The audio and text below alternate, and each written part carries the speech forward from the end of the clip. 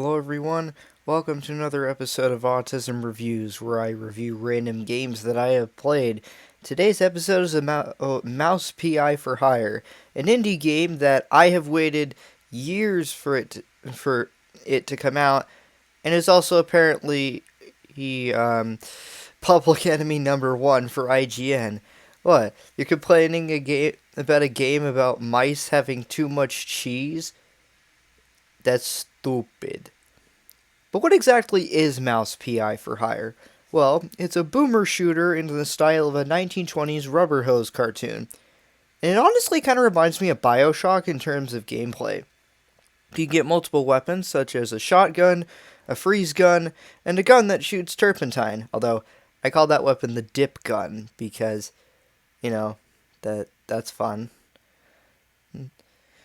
But the game isn't just boomer shooter action. Sometimes you're unlocking safes, sometimes you don't. Sometimes you're playing a card game, sometimes you don't. Sometimes you have a heart attack, sometimes you don't. Sometimes you don't. Sometimes you don't. Sometimes you don't! But what really makes this game amazing is the immersion. The theming, the references, and the art style treat the player like they're playing an interactive cartoon. And the story is really good too. It follows Jack Pepper, a private investigator, voiced by Troy Baker, by the way, who has to solve cases in an attempt to clear people from suspicion as he attempts to take down the Big Mouse Party, led by a guy who kind of looks like Walt Disney. So, yeah, this game is absolutely amazing. But should you play it? Yes. Yeah, you should. It, Now, I only have one minor nitpick for the game, which I am hoping they change. The interact and reload actions are mapped to the same button. I play on Steam Deck, so, I like playing on controller, technically. So when I try to open a door, my gun will reload instead, which is a little annoying, but it's not like the end of the world. But, yeah. As for where it goes in the tier list, it's getting an S tier, like no doubt about it. This is one of the best indie games coming out that has come out this year. I know I said that about Mugenics, but I really think that this is just genuinely a good game, and hopefully it does win something at the Game Awards this year. 2026 as a whole has been good for games. Like, we got this game, there's Mugenics, there's Pragmata, which I have not played yet, but I've heard good things about. And there's a few other things coming out later this year as well that I'm sure a lot of people are super excited for. So as for the next game, it will be Sonic Racing Crossworlds, because the developers said that, well, not developers, Sega said that they're doing a free weekend until May 4th to promote their new DLC, so may as well get it. I have this game on my wish list.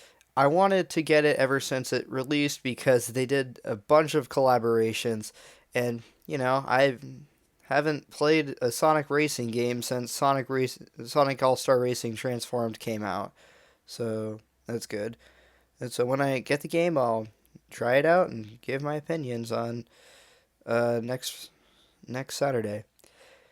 Before I end the video, I want to quickly dismiss a game that I will not be reviewing on the channel, and that is Yandere Simulator, because one of my friends who in real life actually did say, "Hey, could you review Yandere Simulator?"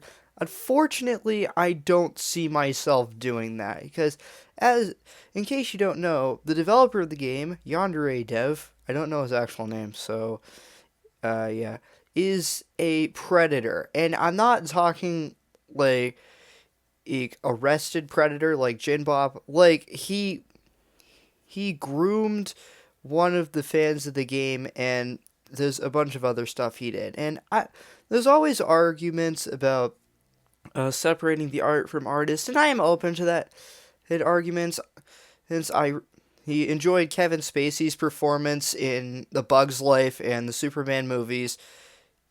I like separating art from artist, but for this, he's still, like, in charge of Yandere Simulator, and I don't want to be promoting his work like that, you know? So, unfortunately, no Yandere Simulator autism reviews, he does get, assuming he's still developing the game. If he's not, then maybe, but otherwise, no. So yeah, that's all for now. Thanks for watching.